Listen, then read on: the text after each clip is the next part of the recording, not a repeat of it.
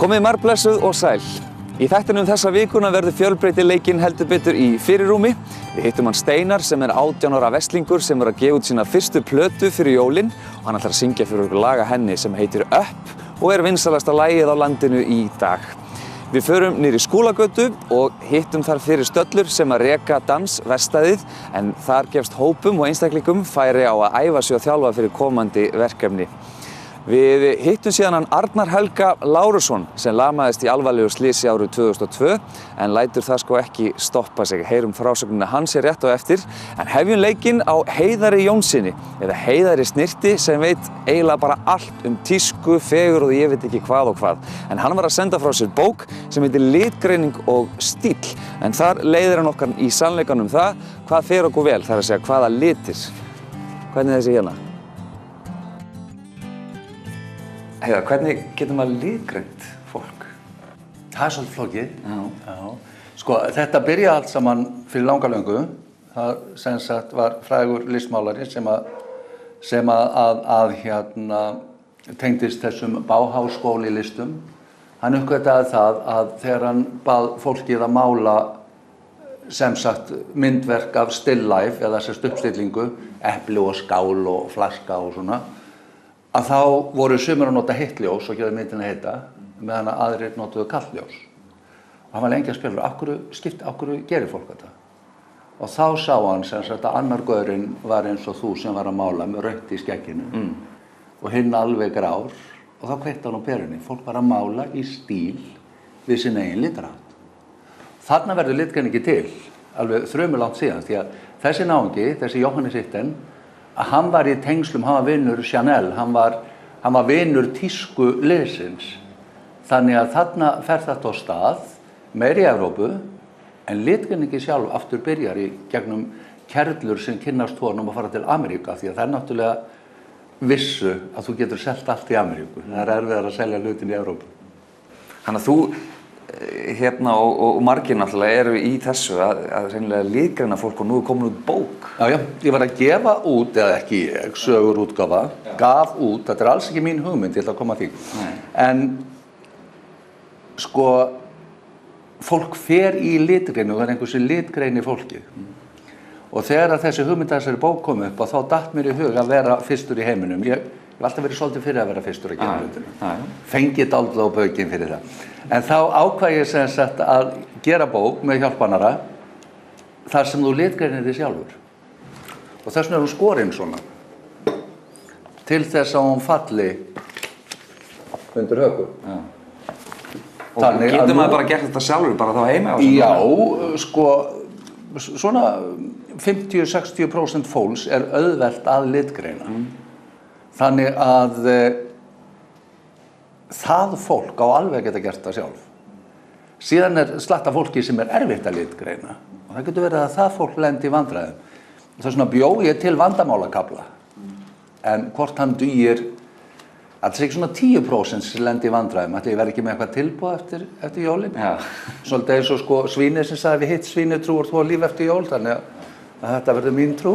En er eitthvað svona auðvelt formúla þegar þú hittir einhvern einstakling og þú getur bara sagt við hann þú ert þessi litur sko, og þessi? Þú ert eitt dæmi þá auðveldu formúlu af því að rautt í skegginu á þér.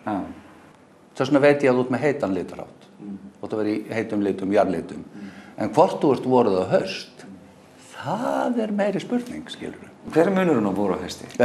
Sko, það sést hérna best kannski bara á litakortinu hérna aftan í sem er sem sagt bara lítil bók sem hægt er að plasta. Hérna er munurinn á voru á hausti. Vorið eru bjartir litir. Vorinu klæðir ekki að fara í mjög dökkt. Meðan að haustið eru bara haustlauf litirnir og þeir geta verið dálítið dimmir og dökkir. Í mínu tilfelli þá er ég sumar, hérna eru köldlitirnir. Ef ég fer í þessa liti, þá manstu ekkert hvað ég heiti. Ef ég fer í svart og hvítröndótta skyrtu, þá ná rendurnar hingað, skilurðu. Ég verð að tóna hlutuna niður og láta þetta flæða saman. Ég get ekki farið í svart og hvít. Það getur þú ekki heldur, en það er það. Já, ok, þá veit maður það. Auðvitað förum við í svart og hvít. Ég meina það þýðir ekkert í þessu þjóðfélagi. Við verðum að hætta að vinna og vera bara að versla, reyna að leita einhver öðru en svart og hvítu. En við getum raðað réttum litum í kringum þetta svart. En hversu miklu máli skiptir þetta? Þetta skiptir rosalegu máli í rauninni til dæmis ef að þú ert búin að selja íbúðuna þína og þú ert með nokkra millur í vasanum og þú labbar inn í stofnun sem á að geyma og ávaxta millurna þínar og þú situr á móti mannesku, mann eða konu og þú gerir þér ekki grein fyrir hvað að en það sem er að flíkin sem manneskjan í passar ekki við litarháttinn, gleraugnumgjörðin sem manneskjan með passar ekki við fötin eða litarháttinn og þá fer það að halda svolítið milljónirnar. Hugsa, á ég að treysta þessari mannesku, þessari stofn, af hverju get ég ekki treyst henni? Og mjög líklega færðu aldrei að vita það. Þetta líka eins og með pólitíkus. Það fara allir í pólitík í litgreiningu. Vegna þess þegar þeir komu í sjónvarpið og ætla að láta þig hlusta á hvað þeir hafa fram að færa, að þá vilja þeir ekki og segja, það lítur ekkert ofsalega vel út. Dálítið ljótur í þessari skyrtu. Það er ekki betri með litað hár. Þú hlustar ekkert á það sem maðurinn að segja. Og þess vegna ég alltaf að segja að karlmenn hafa meira við litgreiningu að gera, því að við getum ekki litað, við getum litað á okkur hárið, við bara gerum það yfirleitt ekki. Ekki meigum við okkur út úr þessu. Við setjum algjörlega upp með litina. Yfirleitt fleiri litin einn, af því að við setjum bindi við skyrtuna og svo peys og svo jakka. Menn að stelpuna þarf bara að fara í eitt kjól og meika sig og lita á sér hárið. Þetta er easy peasy hjá þeim, þó sem voru gaman fyrir þær að fara í litgreiningu og þær gera meira af því. Þetta er miklu meira fyrir okkur. Arnar Helgi Lárusson lamaðist í slysi fyrir 11 árum síðan eða árið 2002 en lætur það þó heldur betur ekki stoppa sig á nokkurn hátt. Hann stefnir á því að keppa á Ólympíuleikum árið 2016 í stólaralli. Arnar, segðu mig frá þessum örlegðarríka degi árið 2002. Ég var að æfa mig fyrir kvartmílu á reisimótorhjóli og fór út í Helguvík og var búinn að taka nokkur rönn svona. Svo var ég eitthvað búinn að misreikna mig greinilega og var að fara að taka eitt rönnið og ég fer í öfu átt þannig að ég var sem ekki búinn að hugsa brennsuvegulindina og ég tek rönnið bara og svo þegar ég ætla að vera að hægja mér þá gengur það eitthvað illa og ég fer út í kant og svo bara út í kant og þaðan bara missi ég stjórn á hjólinu og fer fram fyrir mig, lendi á grjóti. Bara brotnaði eins og spýta. Braut 5 hryggjarliði og bara fattaði strax að það var eitthvað mikið að. Beið svo bara eftir að kæmi einhver, en ég náttúrulega Sóli var með mér, kona mín, þannig að ég vissi svo sem að hún kæmi fljótlega en ég var náttúrulega bara að bíða og náttúrulega hún var alveg lengi eftir mér. Þú hefur alveg verið með meðvitund? Allan lífið. Finnurðu, þú segir þú hafði fundið á þér að það var mikið gerst? Já, það ég lendi á hvolfi og eitthvað neð upp í grjóti og ég fann bara strax að svona mér fannst ég snúi í hina áttina og ég fær eitthvað að reyna að rísa upp og ég tek svona í þá finn ég að ég tek í mótorhjólagallann og ég eitthvað voðalega gallinn rifn og þá fatt ég að þetta er fóturinn á mig þá liggur hann einhvern veginn til hliðar ég held í lagi í hina áttina og þá fatt ég bara, já, ok og ég á vin sem að lendi í mótorhjólslýsi og er líka lamaður þannig að ég bara fattaði það strax en ákvað samt að vera bara rólegur og þegar Sóli kom þá var ég ekkert að segja henni frá því út af því að ég vissi náttúrulega að hún færi þá bara í ennþá meira paník þannig að ég baði hana bara að hringja á sjúkrabíl og hún hringdi og baði leigubíl. Þú hefur verið svona drættur á að líta? Já, hún var náttúrulega bara, hún var svo stressuð en ég bara, svo bara, byrjar hún að tala við sjúkraflutningamennina og þeir koma og það er bara að bruna með mig beint í Reykjavík og ég man allt alveg þangað til að bara læknislegt á mér einhvern tímann nóttina Ég skynja á það, þú ert svona svolítið hörkutól og greinlega hefur alltaf verið og þú er ákveðið fljótlega að sigla í gegnum þetta einhvern veginn á hörskunni. Já, þetta var bara einn dagur í mínu lífi sem bara gerist og ég raun og svo sem hef aldrei neitt pælt neitt sérstaklega neitt meira í þessu degi Ég er ekkert að fara þarna og horfa á hana stað eða eitthvað, það skiptir mér bara engu máli. Það var mér að kenna, þannilega séð, en þetta var náttúrulega bara slys. Og því breyti ég ekkert alveg saman hvernig ég horfi aftur á við, en ég veist miklu skemmtilega að horfa fram á við og hvað ég get gert, Ég var fljótur að sjá það að það var allir farnir bara á fyrstu dögum bara, vertu rólegur, 2 vikum eftir slys þá fórum við í bíó, gerðum allt sjúkrahúsið brjálað, allt svona, þannig að ég var búinn að sjá það fljótlega að öllum fannst ég vera að fara ansi hratt í gegnum þetta, sem var svo náttúrulega raunin.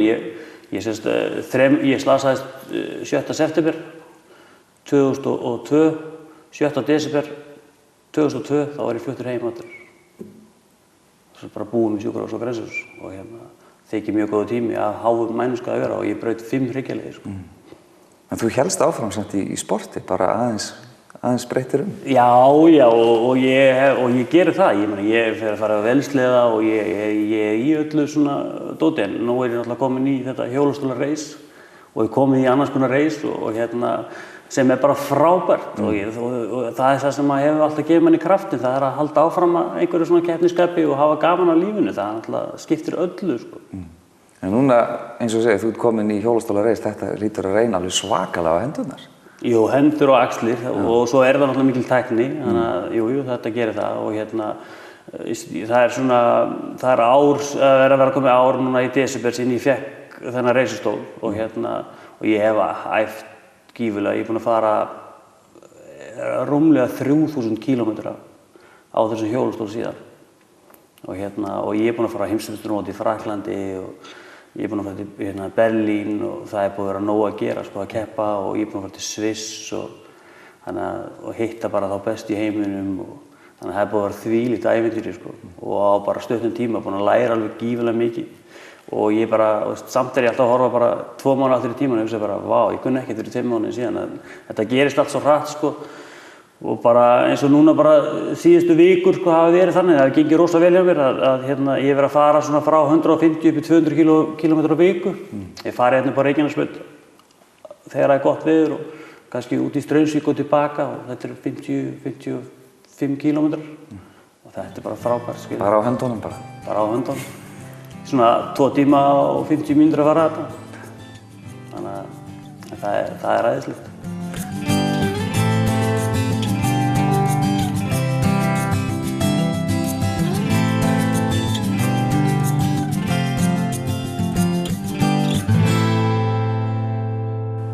Arnar, hér gerast hlutirnir. Hér erum við með þetta, hvað kallar þetta? Hjól? Nei, þetta er nefnilega ekki hjól, sko, og það eru til hjól sem eru, sko, með gírum og öllu fyrir fallaða, sko. Og það er til 3-4 á Íslandi svoleiðis, sko. Þetta er hlaupastóll, þannig að þetta er, sko, fyrir þá sem geta ekki staðið í fæturnar eða eru lamaðir, þá er þetta hlaupagreinin hjá fötluðum. Og þannig að þetta er náttúrulega, þetta er í grunninn bara hjólastóll. Og þannig að en náttúrulega búið að breyta hann svolítið frábrugðið því sem ég sitt í. Þú sér að hann er á 4 dekkjum á stuttu, þessi er á 3 dekkjum á langur. Og ég sitt hérna ofan í og ég krýp svo nokkurn veginn fram. Þannig að ég get alveg notað allt vogaraflið í það ýta mér, sko. Og Hvað kemst þú hratt? Já, svona niður brekku og kannski með smá bakmynd hef ég alveg séð 40 og eitthvað, sko. En á beinu kafla og ef ég tek svona sprett, alveg bara gefa allt í það, þá er ég að sjá svona 28-9.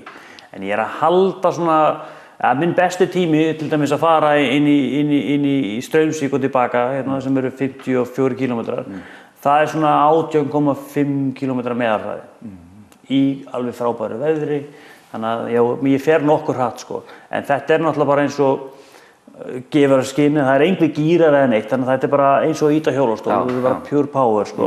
En sem þýðir það að upp brekku fer ég náttúrulega bara mjög hægt, en niður brekku get ég farið mjög hratt, sko. En þú setur markið mjög hátt vegna þess að þú ert að stefna þig að fara á Ólympíuleika.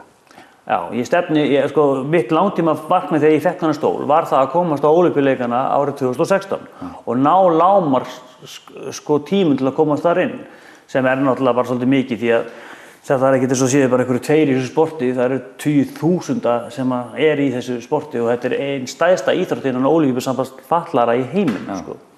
Og marga greinar, þannig að ég áður en ég fékk þennan stól, þá var ég búinn að vera að fara svolítið bara í mínu venjulega stól. Ég fór Reykjavíkurmaraþonið í fyrra á þessum hérna og ég var 5 klukkutíma. Var alveg þvílíkt ánægður með það. En svo þegar og þá fékk ég þennan og ég ætlaði að vera bara að fara í lönguhlaupin. En svo var ég náttúrulega bara mjög lengur og ég var ekki hraður eins og ég ætlaði að vera, þannig að ég pröfaði stuttu og ég er miklu nær öllum metum í styttri sprettum heldur en löngu, eða var það, ég er náttúrulega farin að saxa það líka í löngu, sko. En þú ert að smíða þitt eigið hjól og endar kannski með því að keppa á því í Ólympíuleikum? Hvernig verður það? Já, ég gerir ráð fyrir því sko. Þetta og þú segir hjólaftur, þetta stóll. Stóll fyrirgefðu. Og en það er sko, þetta náttúrulega bara eins og skór. Og þetta þarf bara að vera nákvæmlega utan um því. Og þegar ég fekk þennan stól, þá hafði ég aldrei sitið í reisistól og ég vissi ekkert hvað ég var að biðja. Þannig að þessi er svona með smá stillimöguleikum. Það er að setja hnén niður og hnén upp eða svoleiðis. En þessi stóll sem ég er að smíða, hann verður þannig að ég er bara alveg fastur og njörvaður í honum. Því verður ekkert hnikað sko. Svo er ég bara að stytta hann aðeins og ég er aðeins að mjókka hann því að ég er bara bæði búinn að grennast aðeins síðan ég byrjaði að hamast á þessu sko. Þannig að en eins og ég segi, þetta þarf bara að vera alveg svo skór því að ef hann er aðeins svo víður á þig, þá farið bara blöðrur. Það er bara að vera fastur í þessu. Og svo bara tekur tíma að þróa nákvæmlega verkfærið sko. Verkfærið eða stóllinn, ég þarf helst að finna eins og hann sé bara ég. Já. Þannig að hann verður bara að vera nákvæmlega eins og ég. Og ef ég get smíðað hann, og ég get það náttúrulega, ég hef smíðað hjólastóla áður og þá er náttúrulega bara komið meiri möguleiki fyrir fleiri í framtíðinni. Það get ég bara að fara að smíða stóla fyrir íslenska stráka eða stelpur sem að vilja koma í sporti. Sko. Þú verður bara með lið? Ég verð bara með lið, já. Það er mikil gróska í dansheiminum, en margir sjálfstæðir danshópar hafa orðið til undanfarin ár.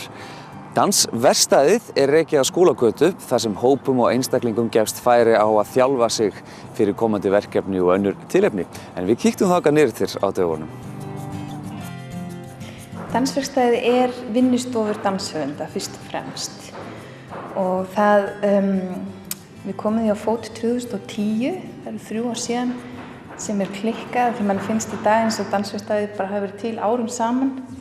En það var rosalega mikil þörf á vinnuaðstöðu fyrir sjálfstætt starfandi danslistafólk og bara fólk yfir höfuð sem þarf aðra aðstöðu heldur en skrifborð, gólfpláss til dæmis. Og þannig að þessu var stofnað félag, samtök danshús sem bara kom þessu á fót. Og við gerðum þetta sjálf, við bara brettum upp ermar og urðum okkur út húsnæði sem var í rauninni bara fókalt hérna við Skúlagötu og við bara brettum upp ermar og lögðum gólf og máluðum og komum upp stúdíóum. Stofnuðu bara hreinlega bara félag? Já, í rauninni. Þetta bara kom frá brjálæðislegri þörf frá senunni að búa til aðstöðu fyrir okkur sem við getum komið unnið. Því að fyrir það voru listamenn hafa því að fara inn í bara skólana eða vera inn í listaháskóla. Það náttúrulega hefur sín svona takmörk og geta ekki bara leigt stúdíó þegar þér hentar. Er mikil gróska, myndi ég segja, í dansinum? Já, hún er mikil og hún er svo mikil að núna til dæmis dansskólarnir farin að leita til okkar pláss af því þeir eru að springa allir. Fólk er mikið að sækja í dansnám núna og sömuleiðis er gróskan líka mikil eins og í senunni. Það er mikið skapandi danslistafólk núna virt og þeim er meiri þörf á þessu og sko, við ætlum að reisa danshús. Það er það sem við lögðum upp með. Þetta er svona skref í þá átt. Við ætlum að stofna danshús á Íslandi þar sem við höfum líka aðstöðu til sýninga. Og já, við erum svo komin aðeins á leiðina þangað. Við erum alltaf komin með vinnuaðstöðuna. Já, í rauninni líka erum við alltaf að springa utan á okkur. Það er eiginlega þurfti að vera 1 stúdíó í viðbót. Þá væri þetta alveg fullkomið. Það er alveg rosa mikil aðsókn og ótrúlegt líf hérna sem er bara frábært. Þetta er alltaf svona eins og hjarta sjálfstæða dansgerans á Íslandi, myndi ég segja. Og við talaðum mikið sjálfstæðu og grósku, og er þetta allur aldur sem er að koma hérna inn? Já, hér til dæmis haldin barnadanshátíð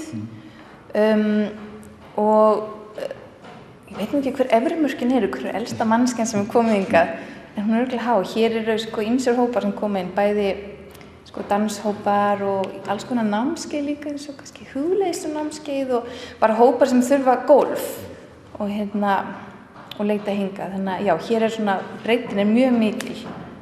Ég raunin allt frá atvinnu danshöfundum og hópum til svona áhugamannahópa, 5-rytmanámskeið og danshugleiðslunámskeið, barnadanshátíð.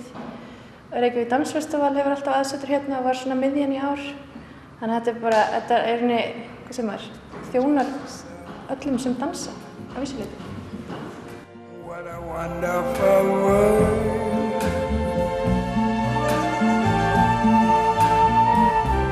I see skies of blue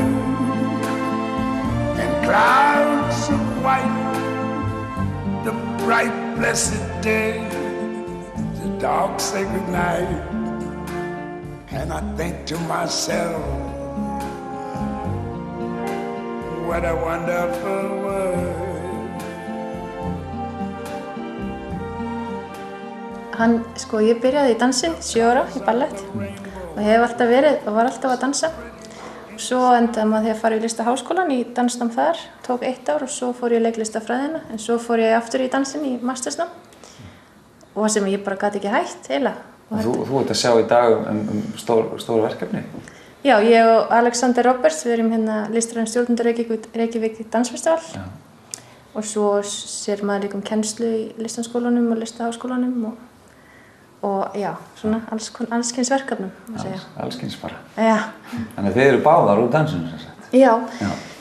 Sumleiðis, alltaf að dansa sem ég var krakki og tók þetta svo svona alvarlega upp á tvítugu og fór út í danshöfundanám og ég er búin að vera að vasast í þessu síðan að fara í ýmsum verkefnum, bæði sem dansari og koreógraf og þess vegna er ég hér í dansverkstæðinu. Þetta er svona bara algjörlega nauðsynlegt. Gaman, og eru þið eitthvað hérna að miðla svona eitthvað reynslu kannski? Þið eru að kenna hér líka? Já, náttúrulega dansverkstæði býður upp á morguntíma, en svo Saga hefur verið að kenna í okkur þessa vikuna. Og svo eru, skólarnir náttúrulega með aðstöðu hérna oft, þannig að við... Og eru öllum frjálst að koma, eða er þetta atvinnir dansarar bara einhvern? Nei, það eru öllum frjálst að koma, sjálfsögðu. Og við bara leigjum út hérna salina og við nefnilega, hér eru félagar, þú gerist félagi í dansverkstæðinu og borgar árgjald og þá þýðir að þú fær verulegan afslátt af leigu og sölunum og þú fær að sækja morguntímana frítt og þess aftar og hver sem getur gerst félagi, bara ef hann langar að koma. Og hvað kynnir fólk sér dansverkstæði frekar? Er þið eitthvað á netinu? Já, við erum með rosa fína heimasíðu. Hún heitir upp á ensku danceatelier.is. Svo erum við á Facebook líka. Já, það er bara held í dansverkstæðið á Facebook. Þannig að, þetta er bara, hvað segir maður, þetta er rosa svona kröftugt samfélag og það er bara gaman að fá fleiri með okkur. Það styttist í jólin og jólaplötuflóðið og margt spennandi er í pípunum. Steinar er 18 ára verslingur og er að senda frá sér sína fyrstu plötu og lagið hans Upp er það vinsælasta á landinu í dag. Ég hitti Steinar í Verslunarskóla Íslands þar sem hann gaf sér smá tíma til þess að kíkja upp úr skólabókunum og spjalla aðeins við mig. Ég byrjaði örugglega að semja tónlist þegar ég var svona 11-12 ára. Þá byrjaði ég að semja tónlist og Það er ekki mörg ár síðan? Nei, í rauninni ekki, það er einhver ár en byrjaði að taka þessu alvarlega kannski svona fyrir einhverjum 3 árum eða eitthvað, þegar ég var svona 15 ára. Búinn að semja mikið af lögum? Ég á alveg stóran lagabunka sko, en það er náttúrulega bara 9 á þessari plötu og ég valdi bara þau svona sem eru mér kærust og mér finnst best. Og semja textana líka? Já. Og hvað er verið að semja? Sko, flestir textarnir fjalla eina stelpu sem ég þekki og það er mjög væmið en það er bara satt, ég er bara að segja sannleikann alltaf. Og hvað er stelpa það? Því maður lítur að með að spyrja það. Já, þú veist, en það er í rauninni leyndarmál sko, þetta er eitthvað svona sem ég vil ekkert alveg tala þannig séð. Ok, þú byrjaði samt? Já. En platan, hún er að fara að koma bara núna eftir stuttan tíma, ertu ekki orðinn svolítið svona spenntur? Ég er mjög spenntur sko, ég er alveg bara spenntur að leyfa fólki að heyra því að ég er bara, mér finnst leiðin bara mjög skemmtileg og vonum bara að fólk taki vel í þetta. En þú ert í Versló, ertu fann að ganga hérna gangan eins og kóngur, þú ert orðið vinsælasta lagið á landinu í dag? Ég er ekki mikið í því sko, maður bara verið hógvær og ekkert verið eitthvað að blöstast út í sér og eitthvað þannig, ég bara reyni að hafa með vennilega sko. En á hverju ferð að semja tónlist? Hvernig, þú ert 15 ára þegar þú ert komið með svolítið bunga á lögum, og byrjar að mjög ungu greinilega. Ég held svona að það er meira bara komið til mín. Ég var kannski að glamra á gítar þá bara var til lag. Þetta var ekki það að ég settist niður alltaf að semja lag. Þannig að í rauninni fann það mig svona einhvern veginn, þannig að ég hafði ekkert mikið val það, sko. Nei. En svona í lokin, ertu á lausu? Frænka mér bað mig að ég ætti að spyrja þig. Eins og þá var ég einhleypur, já. Hefur þú voru að taka fyrir okkur lagið? Yes, ekki málið.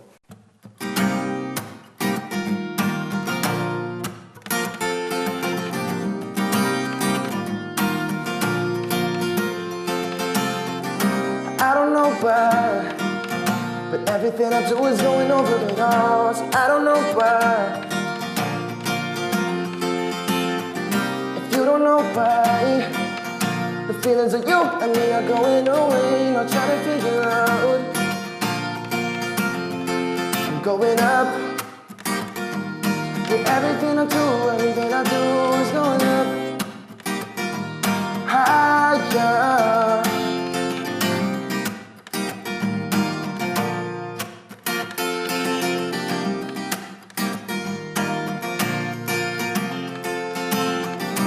How do you feel now that I let you slip away so easy? How do you feel?